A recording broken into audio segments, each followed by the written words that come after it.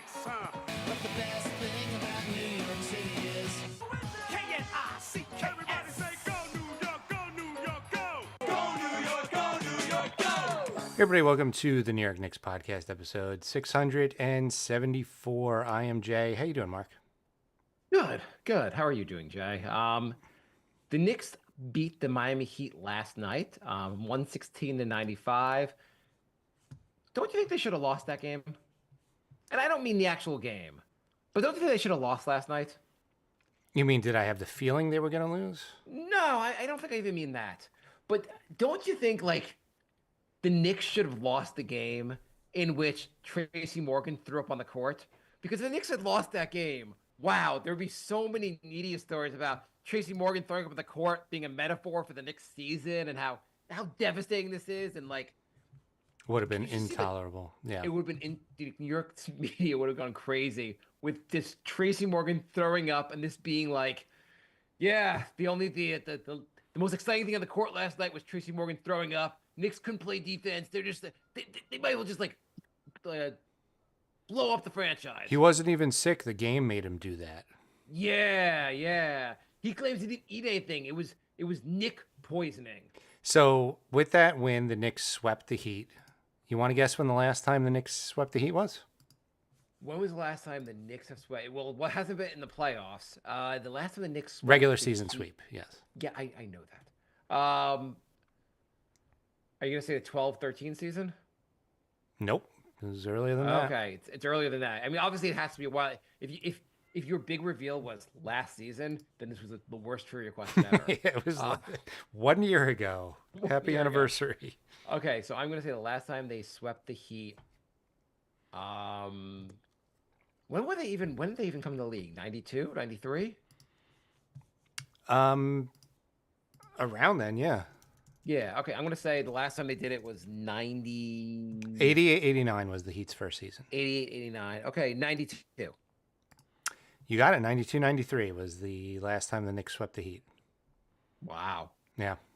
Been a goddamn. I mean, the Heat they've had a decent team for a long time, and even in the down years, the Knicks have had a lot of down years. Yes, Mark. The answer to the trivia question is last year. Yeah, nice. I didn't even realize they swept them. The Heat look really. They've got a ways to go before they're going to be good again. The Heat have been so bad lately. People think they're tanking, but like they can't really tank. So They don't have their own pick, right? I don't think so. Even if they do, they would have to like. Fall so far to get in the top 5. Yeah, I mean, even to get out of the play-in, they're still 6 games up, and they've lost 8 in a row. So I think since the trade, the Warriors are something like 15-2, or 14-3, exactly. Like some from behind. Like the Warriors are killing it, Mm-hmm. and the Heat are like 2-15. The Heat, Jimmy Butler leaving that team, they have basically collapsed. Which is weird because he wasn't even playing for the team, and they were like playing okay. Right. And the thing is, like the players, the team wanted to get rid of him. I mean, obviously he wanted to leave the team, but like the players of the team and like said they wanted to get rid of him because he was just a huge distraction. But I also think once they traded him, it was like, hey, we're just giving up. I guess. I mean, you still have Harrow and Bam. Like, this is your team. Like, they're not in a great cap situation either. So They look like they seem also like they're trying. They're not Yeah. like they're not trying. they just stink. Yeah. Where's Wiggins? Wiggins is like always hurt. Ever since the Warriors won the championship, Wiggins has just been a complete train wreck. Yeah, which fine. I mean, he had a nice redemption arc. I mean, he's obviously not gonna be like a Hall of Famer or anything like that. So you would hope that maybe he could the Heat can get something out of him. Like, by the way, I didn't even realize I forgot Kevin Love was still on the team. Yeah. I don't think he played last night. I don't think he played last night. The Heat But, like, I always have thought- to have like a really elderly player that it just gets paid to sit on the bench and motivate everybody. Because Haslam's gone. So At some point, I think he was standing maybe right by Josh Hart or someone on the Knicks, and I was like, Kevin Love's at the game. Oh, he's on the Heat. Of course, he's at the game. Udonis Love. Udonis Love, yes. I'm not sure how Love is still in the league. I thought his contract was over, so like they brought him back anyway. Yeah. I don't know what they're doing. I don't know why. You're right. I don't know. I mean, like, here's what's gonna happen with the Heat. They're gonna be like, "Hey, we signed Donnie Walabaka. He was an undrafted free agent. He didn't even go to college. Anyway, he's putting up 30 a night, and that's what we're building around. Something crazy like that will happen. Yeah, they'll definitely find somebody or draft somebody with the 57th pick. That'll be awesome. Okay, here's the burning question for you, Jay. Yeah. Is Quentin Grimes really this good? Did the Knicks just screw up completely? What's going on with Quentin Grimes, who is lighting shit up on Philly? You can't blame it on the Knicks because he was also on Detroit and Dallas. So it's not like, oh, the Knicks, like, you know, if he was immediately good on another team, he'd be like, all right, the Knicks really messed up here. The Knicks played him a lot. They started him. I think it's more everybody is out, and he's the number one option and playing heavy minutes. And somebody's got to. I mean, he's 21 points a game on 51% shooting, and he's shooting 39% on 7 threes a game. This is only over 17 games, but these are pretty good numbers. And he's still playing really good defense. Yeah. Right. He's playing about 33 minutes a game. I haven't watched enough to know if he's playing good defense, but I assume he is. Even if you're a team, even if like you're suddenly the number one option because there's no one on your goddamn team, these are still pretty good numbers. They're very good numbers, yeah. I mean, he always had potential. Now he's showing what we thought he had when he was first playing for the Knicks. I mean, in fairness, he went to a Detroit team that was this year's they're good, but they were a mess last year.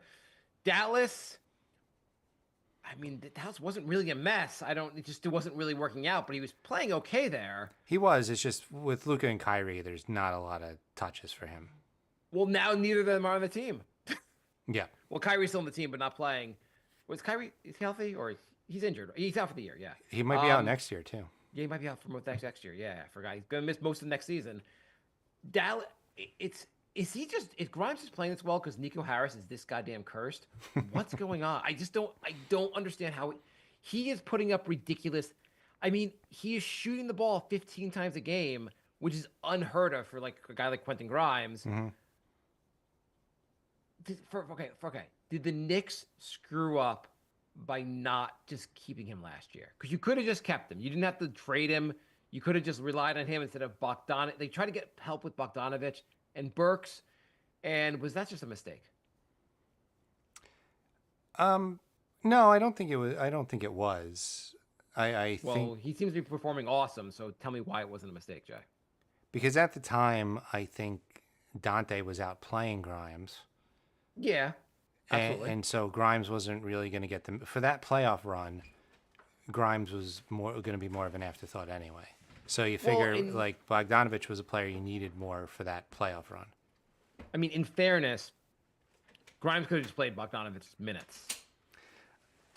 Maybe I know you mentioned the Dante point, which like was totally unhelpful, like just like unrelated point. Like they traded for a guy and they played both Burks and Bogdanovic, and at the time none of us like screamed outrage, and like it seemed like the Knicks were like, well, we're not going to extend Grimes. He's going to be next year will be the last year of his contract.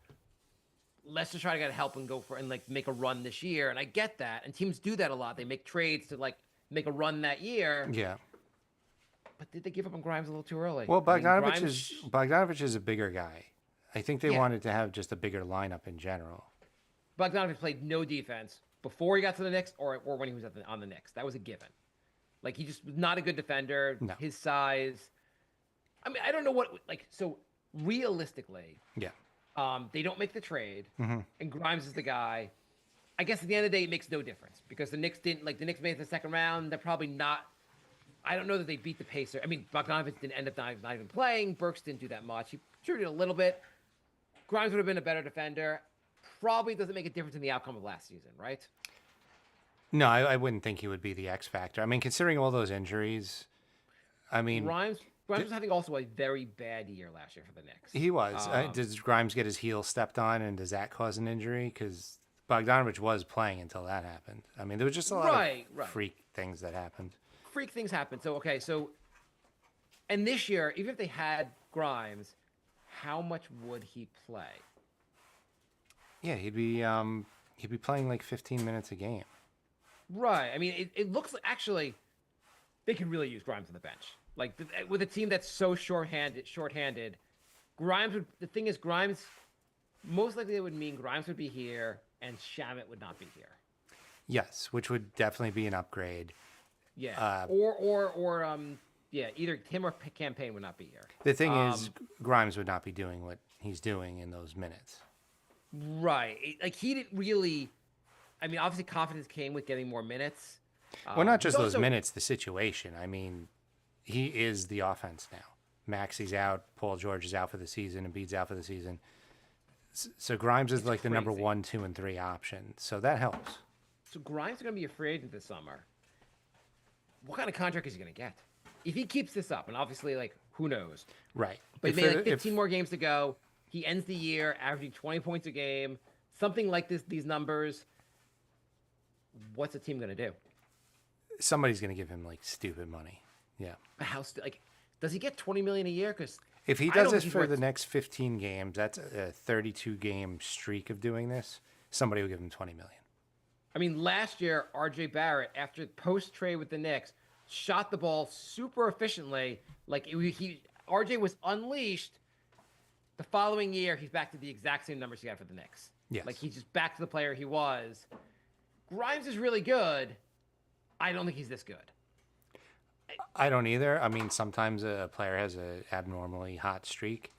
He's not a bad player. It's just he's a very good player. I think probably even when Maxey comes back, maybe they shut him down for the season. But if they don't, his numbers will probably go down significantly. Yeah, I mean, I guess they have Grimes. They have enough. Like, is Philly even like they're close to hard capped also? Are they gonna like be like, hey, our last move is to sign a big deal with Grimes? What else are you gonna do? I don't know. Yeah, I guess how you're gonna get. Also, I don't think they have bird rights to Grimes, so I don't because he's just been there for like half an hour. So who knows what happens with him? I don't think he's gonna be on Philly. Somebody else is gonna offer him bigger money because Philly's capped out. Right. I'm just like, who's gonna offer? I don't think he's gonna get a huge deal because like teams are gonna be wary. Like, is this really something or is this a flash in the pan? And also, lots of guys score a lot on bad teams. Wait, you're expecting GMs to be reasonable all of a sudden? No, they're gonna. Anyway, I'm trying to make. I'm more than anything like I feel like he'd be a solid guy to have on the bench. Of course, absolutely. He would not be starting for the Knicks. Did the Knicks screw up by letting him go? They probably let him go a little early, but it was not the craziest move. But he is putting up crazy numbers. Yes.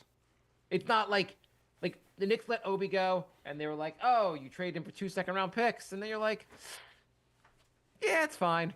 Not the biggest of deals. I would never have given Obi the contract he has. He's a solid bench guy. That's all he is. Grimes is last night Obi hit an insane game-winning 3, scored 34 points, and then Randall missed the buzzer beater. So that gave a certain segment of social media the fuel they needed for the next day. See, we were right. Obi's better than Rand. Okay, they're both not on the Knicks anymore. Shut the hell up, everyone. I don't even know if Obi's back on the Pacers next year. There was rumors earlier that they were going to shop him. Right. But whatever. I'm just more in just awe of how well Grimes is playing. Mm-hmm. And the one game where he was mediocre and sucked was the one game he played against the Knicks. He wasn't good against the Knicks at all. I was like he had a couple good games going into that. I'm like, oh, is Grimes going to be like? Am I going to see a different version of Grimes? And the Knicks are like, nope. But he played Houston last night. Houston's got a good defense. Yeah, I'm happy for Grimes. Yeah, I mean, I hope he gets paid a massive deal, and and it works out really well for. I hope the Lakers think he's the next piece, and then and it doesn't help the Lakers. So, did you see that commercial that had the Villanova for? I did. Is it possible to be a Knicks fan and not shed a tear during that commercial? Oh my God! It was a March Madness commercial, and it was Brunson, Hart, Bridges, and Dante, and they're just saying, "I wish we got a chance to play with you," And it was just like, oh my God, this is like the saddest commercial. It really, and there's no scenario where they actually can play together. Dante is signed for 2 more seasons at like 12, $13 million a year. There's no way the Knicks can there's no way the Knicks can, first of all, I don't know what they would trade to get him. Unless the Knicks try to basically trade Josh Hart or Mikal Bridges for him, it's not happening. I know. I really. Will you accept Shamit and Payne? But it doesn't even like you can't even do that salary cap wise. It'd be Shamit, Payne, and Precious. I'd do that. Yeah, obviously. It would be great to get Dante back on the team. It would be really awesome. And it's not just because like, ooh, villain, like not going for the. It was just the team would be flat out better having Dante. Yeah, he's like the exact player they need right now. I asked, what was it last week? I asked on Twitter, would you trade Mikal for Dante straight up? And we stopped making our account. Gave we got rid of the blue check mark for our account, so like you get barely any interaction if you do that. We got like something 100,000 views on this, and like people were going crazy, being like, "How dare you ask that?" Or "Greatest idea ever! Make the trade." Yeah, it was pretty split down the middle. Yeah, it really. I mean, fans really. Dante was only here for a year, but like everyone loved Dante here. Yeah. And now he's in like basketball Siberia with Randall. Kind of sucks. Yep. Opening night 2023, the Knicks were so stupid deep. Yeah. They had their bench was IQ, McBride, Dante, Hart, and iHeart. Pretty good bench. That's an insane bench. It's slightly better than Champagne, McBride when Brunson's back. So last night's game, there was a brief moment where we had Towns and Mitch on the court together. Yes. How excited are you to see those two together when like Mitch has to get back to 30 minutes a game, right? And if he can, we got to see some serious time with them. Actually, I guess Mitch played 24 minutes last night. He's got to get to a consistent 30. It's going to be awesome seeing him next to Towns because that's the only way. That's the maximum. That's where you get the most out of Towns. Yeah. So, net rating, which is offensive rating minus defensive rating. Yes. And the higher the number, the better. So, Towns without Mitch, 6.3. Both Mitch and Towns have played together like 8 minutes. How many minutes have they played together? 19. Okay, 19. Okay, but still, it's small sample size, but still. I love when people they always use in sports. They're like they'll show something that has a small sample size and go, I know it's a small sample size, but yeah, but this is what we were expecting. This is what we knew would be a good lineup. The whole point of saying I know small sample size means I know this is meaningless. So I shouldn't even be saying it because it doesn't mean anything because it's a small sample size. What's the point of a small sample size? I don't know. I think there's something here. I think there's something there. I mean, I think there's something there just because like Minnesota maximized Towns by having a center next to him who played another version, maybe a better version, but another version of Mitch next to him. It's so logical to have a guy like Mitch next to him. What's the net rating with Mitch? So Towns on, Mitch off, 6. Both of them off, 0.57. Mitch on, Towns off, 12. Both of them together. Wait, let me guess it. It's 8 billion. They're outscoring teams by 8 billion points. They've actually won the title 5 times since they've been on the court for those 19 minutes. 46. Yay. Yes, it makes sense, but there's been very, very limited amount of time. Small sample size is kind of meaningless, but a bigger sample size, Towns next to Gobert, showed it really worked, and it should work here. Okay. I mean, where do you put more faith in? The small sample size in 19 minutes they played together, or the sample size that Towns played so well next to Gobert? What's more important here? I mean, both. We thought that they were going to recreate the Towns Gobert thing, and in the few minutes they've been able to play together, it has looked like that. So I'm excited. I think also beginning You're of the like season, super negative lately. I don't know. whatever. I think we go back to the tape. I think beginning of the year, Mhm. you thought Towns was going to be the center, and I said that the only way this works is if they have Mitch next to him. Pretty sure you reversed that. I'm pretty sure I'm right about this, but okay. If we have any fans left, can they let us know? nyknickspodcast@gmail.com. If you have been listening since the beginning, who was saying that Mitch is going to be the starter? Because I'm pretty sure that was my take. Okay. Paul writes, the team, especially Hart and Brunson, were seemingly ride or die with Tibbs in the past. Hart always defending the minutes, Brunson only ever having good things to say. Now we have two incidents. Each alone seem not too big of a deal. One, Mikhail going to the media after apparently talking to Tibbs about minutes. Two, Hart and Tibbs going at it on the sideline after disagreeing about a play. Are these two things becoming big problems with Tibbs losing the locker room? I have no idea, but I do think players naturally band together even when it involves a coach they like. So are we seeing cracks in the armor here? Like the shouting match during the Golden State game on the sideline, and I know they made nice after. That wasn't great. We talked about last week when Mikal Bridges going to the media because he felt Tibbs was not listening to him. Are there some issues here?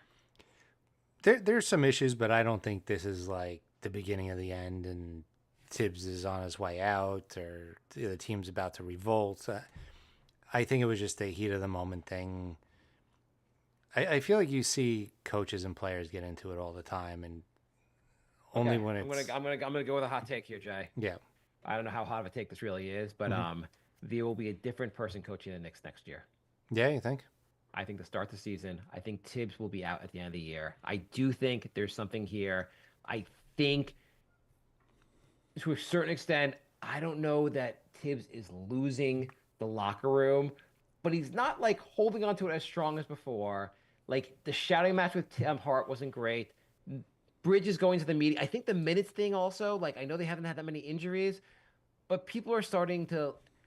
I think what Leon Rose and company are going to say is that like Tibbs has done a great job here, but he may not be the guy to get us to the next level. We need someone else. I don't know who that next person will be, but they will point to basically like the team kind of hitting a ceiling. They're hitting their head on a ceiling with Tibbs, especially if they don't go far in the playoffs. But even if they make the second round, if they make it to the conference finals, he's back. But if they lose in the second round, I think basically the Leon and company will just say, hey, we appreciate everything Tibbs has done. He's been awesome.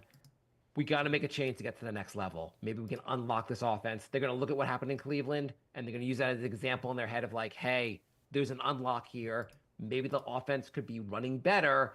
Maybe we can shoot some more threes. Tibbs has been great, but we can do better. So even though his extension hasn't even kicked in yet, you think they get rid of him? Is there anything more Knicks-like than to fire a guy with a full 5 years remaining on his deal? True. The Knicks, like it's almost like Garrett, like so the extension kicks in next season, right? Yeah. It's almost guaranteed he won't be here based on that. I'm willing to. I don't want to wager on this because I really don't. I'm not voting for him to be gone. I'm not saying he should, as if we can vote, but I'm not saying he should be gone. But I think Paul's right. There's some cracks in the armor. I think Leon Rose and company, and the bench sucks, but they're going to start blaming a little bit of like, well, maybe Tibbs should be developing the bench more. Maybe he should be getting more out of the bench. He's going to get unfairly blamed for the fact that this team will not get past the second round this year. It's possible. I mean, they do have championship aspirations, and it looks like it's going to be very, very difficult for them to get out of the second round. Right. And if you look at this team, like there are some, like Bridges has been playing great the last few games, but it does seem like Tibbs hasn't figured out how to use him up to this point, and but almost by out of necessity now Bridges is more on ball and more focused on the offense. Tibbs didn't really figure that out until Brunson was out. OG it's sometimes really cold. Maybe Tibbs needs to figure out ways to get more out of him. Towns sometimes looks. I mean, he scored 15 straight points last night, but sometimes he also looks totally like that he's not as involved as he could be in the offense. I think anyone looking at this team and going like, "Hey, we built a team to maximize offense, and Tibbs is not doing enough to maximize this offense. It's too hard to score at times with the amount of talent we have here." It's true. And a lot of people are saying that Bridges is a really good offensive talent, but he's not utilized correctly with Brunson and Towns. I think we even touched on that like 2 weeks ago. He should be playing more with maybe Payne and Shamet. And Or you know what you could do also? I was thinking about this. I mean, like you don't. I know it's really hard to change the starting lineup, but it shouldn't be, but it is. You could also, when Brunson comes back, Brunson plays for the first 5 minutes. Take him off the court. Bring him back. Bring him back to play the bench guys. Make it a little easier for Brunson. yeah, If Brunson spends some serious time playing like in the second quarter and like this against bench guys, like it's only going to help Brunson. And that way you like go like, hey, like early on you do the substitutions in reverse basically. Take Brunson off, maybe even take Cat out early, and then like put Mitch out there, do a Bridges, Mitch, OG, and then kind of reverse it, and a little more of Cat and Brunson against the second teams. I don't know. You got to experiment a little bit more, and Tibbs has not been experimenting. Also, like Josh Hart, I mean, part of it is that like he had commented recently that the other day like he kind of has felt lost to the offense again, and you have to figure out how to maximize a guy like Josh Hart, especially when his shot isn't always going in. By the way, we should point out also Josh Hart now has 8 triple doubles in the season. He ties Frazier for the most triple doubles in a season by a Knick ever. And Josh Hart's got a pretty decent chance of breaking the record. yeah, yeah. So yeah, but like, I don't know. Do you think is Tibbs getting the most as he could out of the offense here? I don't think so. With this starting lineup, there's so much offensive talent there. It's really kind of confusing why they seem to struggle for points. Right, and you spend like almost like you put all the good offensive players out there, but then like, and I know they try to like. I mean, he still tries to always have like Towns out there at all times or Brunson out there at all times. Like one of those two guys out there, and he tries to balance in all that, but like. I feel like some guys seem to get lost half the time. And Bridges is one guy's being lost. OG's been lost at times. Hart lost at times. Like, I don't know. They need to find a better, and they don't run enough pick and roll with Towns. They don't force him to get involved more. They don't shoot a lot of threes half the time. Like, I don't know. If you're going to talk about what would make this team to the next level, is it the offense or the defense? If you can improve only one of those two, and I know the Knicks are like 3rd rating or whatever in offensive rating, but where do you feel like the unlock needs to happen on offense or defense? I think offense, since Mitch came back, the Knicks are something like 3rd in defense. So I think offense is now the problem. I mean, they only scored 94 against the Warriors. Yeah. It's also kind of crazy the Knicks are like, oh, look how much easier defense is when we have a center on the floor. Yeah. Oh my God, having a center, what a crazy idea. Yeah, I just feel like this team, if you're gonna take something to the next level, it's really gonna need to be the offense. And the Knicks could play better on defense, of course. Anyway, my take is not that I want this, but I think there's no chance Tibbs is back coaching next season. No chance. Wow. Okay. I'm calling it 100%. Wow. I guarantee he's not back next year. Wow. Okay. Do you disagree? Do you think what percentage is he going to be back? I think as long as they get out of the first round, he's back. Okay. So you're saying not back if they don't make it to the second round. If they make the second round, 100% back. Yeah. Okay. I'm saying unless you make the conference finals, 100% gone. Wow. Okay. I don't know who the next coach will be, obviously. Who knows? We can discuss that at some later date. But yeah, he's gone. Anyway, Knicks lost to Golden State, which was kind of annoying as hell. And what do you think of the Golden State? There was a whole thing up. Players were dapping up Draymond Green after the game, and fans were annoyed. I think fans were mostly annoyed they lost the game. I was annoyed at both but I was more annoyed they lost the game. Yeah, I mean, Draymond Green, I don't know, kind of an asshole. I don't know if he needed to apologize. I think the whole thing is just so fucking stupid. I mean, like, clearly Draymond Green didn't understand, didn't know that Carl Anthony, there was like a death of a friend of his girlfriend's friend, and then like people try to create a story at who gives a fuck, okay? Not who gives a fuck about who did dying, but like the Draymond Green, Carl Anthony Towns stuff. I don't know if that's really a story. You know what really stood out to me in that game? What? 4 bench points. Yeah. If you're gonna talk about things that like, yeah, there's not much there. I mean, Cam Payne and Landry Shamet are a really, really mediocre bench. They didn't, I mean, the bench didn't play a ton of minutes, 57 total minutes between Precious, Mitch, and Champagne. But, I mean, they went 2 for 12. I mean, as soon as Mitchell Robinson can play 30 minutes a game, Precious doesn't need to play anymore. I mean, Precious really is just a backup when Mitch is out. And Payne and Shamet, sometimes they hit shots, sometimes they don't. It's a very, very like It's so feast or famine, especially with Payne. the Knicks need to find a way to find some journeymen who are better than these players. Some guys from the G League, some guys who have bounced around like just like that Cleveland has. But like other teams find these guys. That's the Knicks' assignment. That's Leon Company's assignment this summer is to find some bench guys who are cheap and who can excel here. Yeah, they did a great job with the starting lineup. The bench needs an almost complete overhaul. Right. And the Knicks can go into the I know everyone says you don't want to go into the second apron. Do you go into the second apron for next year? Yeah, if you think that you have a chance of passing Cleveland or Boston, then you go into the second apron. I mean, what are we doing here if you're not willing to go into the second apron? Like, Right. you kind of have to, like, now you put your starting 5 together. You got to find a bench. It's worth going to the second apron to find that bench. If you're going to try to win it, you got to try to win it. Yeah, I get you don't want to do that multiple years in a row, so you don't do it this year. But yeah, next year should be the all-in. We're going to break the second apron threshold to bolster the bench. Yes. By the way, speaking of ex-Heat, Udonis Haslem on Twitter, not Twitter, on ESPN, I guess, he said that he didn't think the Knicks.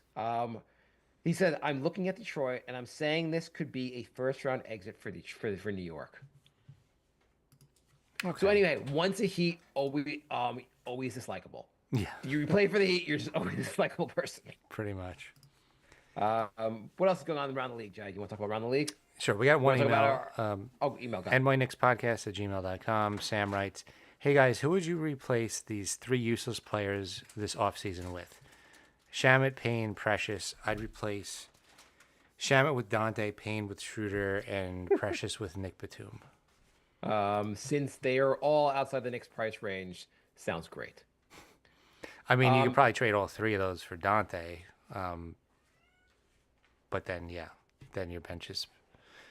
I mean, was there no one you could have signed that you would like why is PJ Tucker on the team? Is there any plans to ever play him?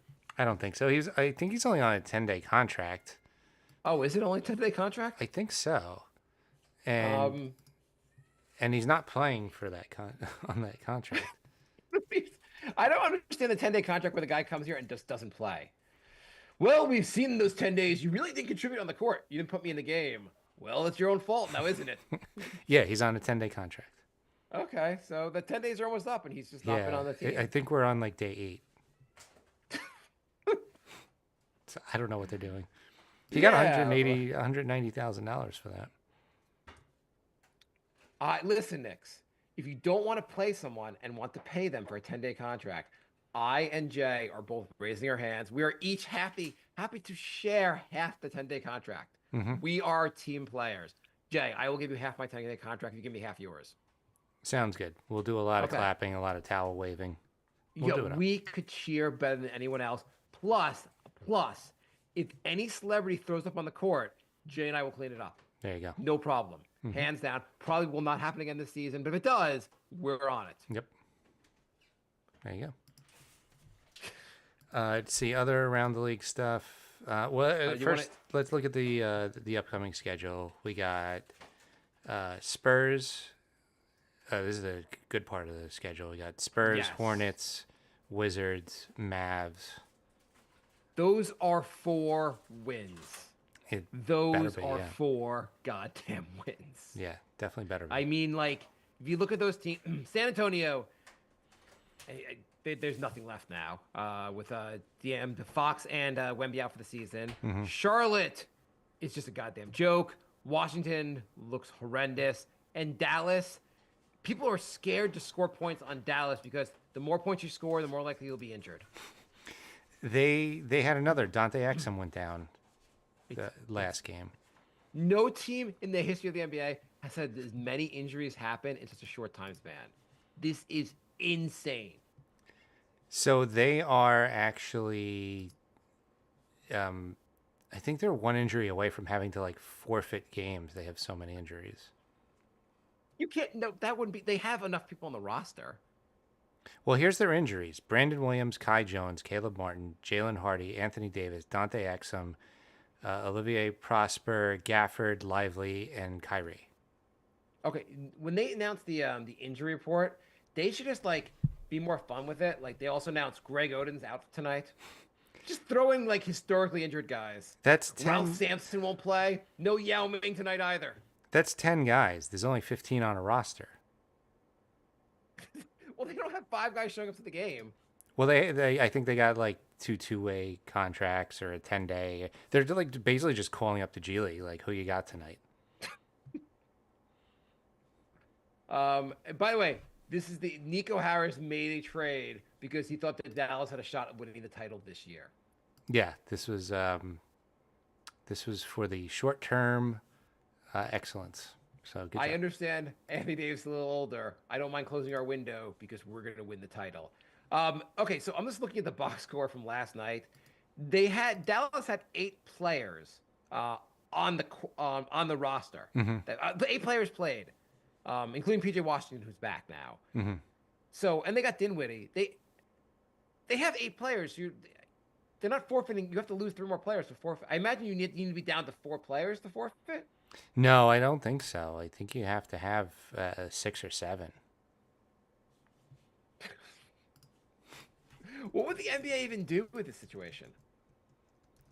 I don't know. They just forfeit the last 10 games of their conference season. Yeah, that would be crazy. Anyway, Dallas. This is the funniest shit ever. Yeah. Okay, so by the way, we were wrong with our Dallas bet. By the way, Jay has told me before the show that we had made these 8 bets at the beginning of the season. Jay and I both put $100 in. We have turned $200. If things keep going as they are, we've turned $200 into $150. We've lost $50. Yes. Not too bad. So the NBA requires 8 players to suit up for every game. But there's got to be a rule where you could like replace guys on the roster who are injured. Well, that's what they're doing. They have 10 injuries, and you said 8 played last night. Yeah, so they're getting them from like, somewhere, but they're not. Seat H23, please come on down. People in the stands are like, I don't know. My hamstring's been acting up, but like, what else are we going to play for the Mavericks? When you buy a Mavs ticket, you also have to submit your size so they can have a jersey ready for you. I don't know why these seats came with. I had to submit my medicals to buy these tickets, but Under everybody's chair is a jersey. You get playing time. You get playing time. You get playing time.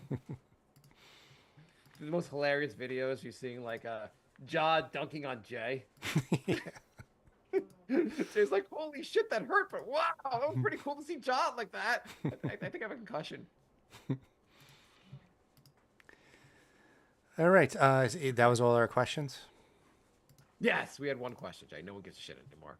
All right. This is that portion of the season where everyone's like... I mean, it's March Madness this week. Starting Thursday, nothing as good as the NBA is. There is nothing better in basketball than this weekend, basically, of basketball. Thursday through Sunday is the most exciting thing in all of basketball. The NBA in-season lottery, even the NBA finals, are not as good as this weekend of basketball. It's really hard to get excited about an away game in San Antonio in the 68th game of the season. You would agree with me though. March Madness, especially the first weekend, is one of the best things in all sports. Yeah, I mean, it's the single elimination is always super Single exciting. elimination, 8 million games going on, upsets, like it's pretty cool. Yeah. Um, yeah, yeah. Um, who do you like in the NCAA tournament, Jay? Uh, I like Houston. No shit. I picked Houston in my bracket. I filled out my bracket for work. I picked Houston to go all the way. Yeah, that's who I picked too. I based that on so little. Me too. I don't freaking know. I don't follow college basketball closely enough. No. I heard St. John's is pretty good this year. Yeah, I had them going So- to the Final Four. Go St. John's. That'd be pretty cool if they make a run. That would be pretty awesome. I think we can all get behind St. John's. Yeah, absolutely. But Houston, isn't Quentin Grimes? He's an alum, right? That's where he played. Yeah. So Quentin Grimes will win league MVP, and Houston will win the NCAA tournament. It'll all come together for Quentin Grimes. So if Brunson doesn't play the last couple of games of the season, he's not going to be eligible for All NBA. How many games has he played so far? I think 61. So he has to many- play the how last many- 4. Okay, how important is it that he gets back for that? I don't think it's super important. I mean, it's good for him, but I mean, it would be nice if he didn't miss 20 games and then just come back right into the playoffs, right? Like you'd want him to. Yeah, you kind of want him to get a couple games for the rust, but like he needs what he needs, 67 to like qualify for the 65. 65. But yeah, he could use getting the rust off. Although the last 4 games is Boston, Detroit, Cleveland, and Brooklyn. So not great. Although Boston and Cleveland might be like sitting their entire roster by then. Yeah. No, well, they'll sit their entire roster. They'll be like, oh, Boston, like the last 3 weeks of the season, they're not even playing anyone. They're just sitting their rosters, but everyone's dressing for tonight's game against the Knicks. Yep. That's the way it always goes. Tatum said he came back from vacation to play 45 minutes tonight against the Knicks. All right. So we're nyknickspodcast@gmail.com, nyknickspodcast on Facebook, Instagram, Twitter, and Patreon. Did you have anything else you wanted to? Not really. What else? Is there anything else going on in the league that's worth talking about? I mean, I'm sure there is stuff going on in the league that's worth talking about, but standings wise, okay, so just go looking at the playoff picture real quick. So obviously the Knicks are now, they look pretty firmly. I mean, the Knicks, especially if they can win these next 4 games, or at least 3 of the next 4, which would be even not. That'd be kind of disappointing. Only win 3 of the next 4. Knicks seem pretty locked in on the 3rd seed. It could end up being decent chance it ends up being Detroit. Could be Indiana. Could be the Bucks. Who do you want first round? Detroit, right? Yeah, Yeah, Detroit. no question. And then like just around like 1 through 6 are pretty locked in. Even 7 through 10. Yeah, 7 through 10 are even locked in also. There's Yeah. nothing like Atlanta. I mean, it could change who's where, but the Raptors aren't making the playoffs. Yeah, the top Yeah. 10 are set in the East already. Yeah, West wise, okay, obviously seems pretty set in 1, 2, 3. Houston, the Nuggets. 1 through 6, 1 through 5 are pretty set, and then 6, 7, we'll see. Golden State's been playing great, so maybe they'll move. Golden State's probably not even moving up. Like they're probably going to be locking at the 6. I guess it depends if Minnesota and Golden State are both playing really great basketball. But I don't know if they can even top anyone ahead of them. Yeah, it's so I guess in the West, 1 through 8, pretty locked in. Maybe Sacramento, maybe Dallas fall out. Maybe Phoenix moves to the playoffs. Probably be Dallas. Well, they say Davis might be coming back soon. So I don't know. It's going to be Dallas or Phoenix, but probably Phoenix. I mean, and if you had to say the most disappointing season, okay, Dallas, top 5 most disappointing seasons, Dallas easily, Phoenix, Philly obviously also. I don't care if that's 5. Phoenix, how much of a joke is you have Kevin Durant, you can't make the goddamn play-in? Well, I mean, With no major injuries? yeah, Dallas and Philly, you could at least say, well, their whole team got injured. Phoenix is healthy, and they just What's stink. And going on? they have Booker and Durant, and they're just the worst. Booker and Durant and Bradley Beal has played a bunch of games. Yeah. If you said like those 3 players are going to be pretty much healthy the whole season, you'd be like, okay, they're probably like 4th through 6th. seed.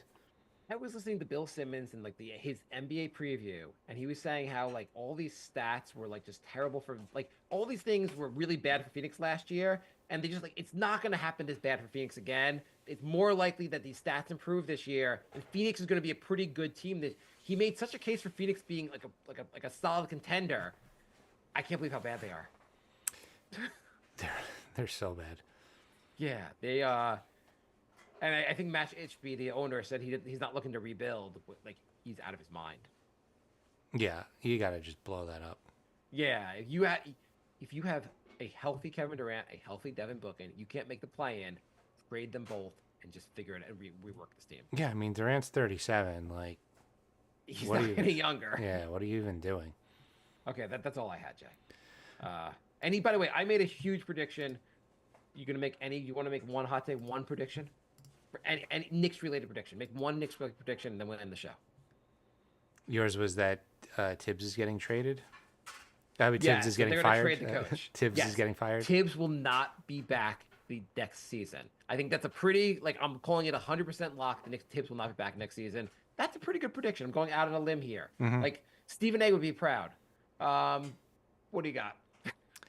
My prediction is the Knicks bench actually looks pretty good by the end of the season. And I say that because Huck Porty will be back, and they're going to sign T.J. Warren. And Huck Porty's gonna be back? that's my prediction. I mean, is there any report of that, or are you just like guessing? Well, the torn meniscus has a 4 to 6 week recovery period, and we're at like 3.5 weeks. So it's very feasible that he's back right before the playoffs. Okay. Why are you if Mitch is healthy, why are you even playing Huck Porty? Because Mitch is starting, so now you have a backup center. Fair enough. Good argument. Which is why I said the bench looks good all of a sudden. Yeah, no, solid. And then you're right. Like if Mitch starts, then you move Josh Hart, maybe Bridges. You move someone to the bench. Yep. The bench is stronger. It all works out. If Mitch can play 30 minutes a game, if Huck Porty can play 18 minutes a game, you could all of a sudden have a McBride, Hart, Warren, Huck Porty bench. maybe Tibbs gets an extension on top of the extension when the Knicks win the title this year. There you go. All right, so thanks for listening, everybody, and we will be back next week. Goodbye.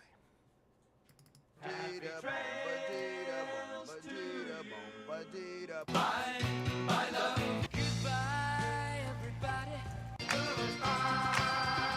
It's over. Goodbye. It's time to go. This is the end. Say goodbye.